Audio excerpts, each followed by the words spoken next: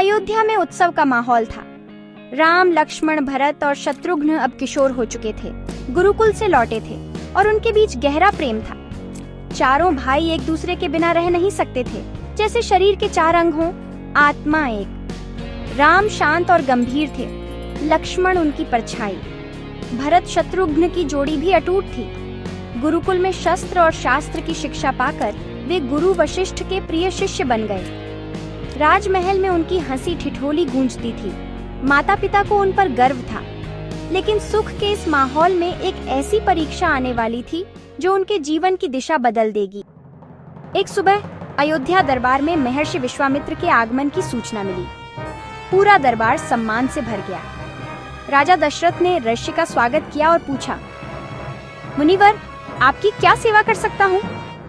विश्वामित्र बोले, मैं यज्ञ कर रहा हूँ, लेकिन मारीच और सुबाहु राक्षस बाधा डाल रहे हैं। दशरथ ने कहा, मैं अपनी सेना लेकर चलूंगा। विश्वामित्र ने मुस्कुराकर कहा, मुझे सेना नहीं, तुम्हारे पुत्र राम की आवश्यकता है। यह सुनकर दशरथ स्तब्ध रह गए। दरबार में सन्नाटा छा गया। दशरथ का चेहरा उतर गया। उन्होंने कहा, मुनिवर, राम तो अभी बालक है, उसे कैसे भेजूं? विश्वामित्र ने कड़े स्वर में कहा, रघुकुल की रीति है, वचन से पीछे नहीं हटते। दशरथ धर्म और पुत्र मोह के बीच उलझ गए।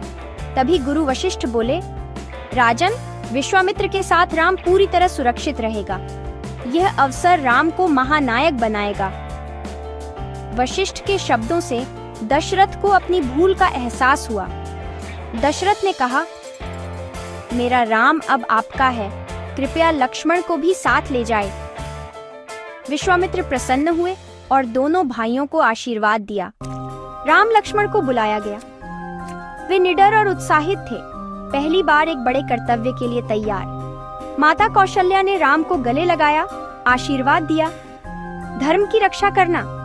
सुमित्रा ने लक्ष्मण से कहा, राम की सेवा ही तुम्हारा धर्म है। दोनों भाइयों ने पिता के चरण छुए। दशरथ भावुक थे। धनुष बाण लेकर वे विश्वामित्र के साथ चल पड़े। अयोध्या की जनता उन्हें देख रही थी। यह उनकी पहली यात्रा थी, धर्म, वीरता और त्याग की ओर इतिहास रचने के लिए। अगले भाग में जानिए कैसे अयोध्या में चारों ओर खुशियों की बौछार हुई।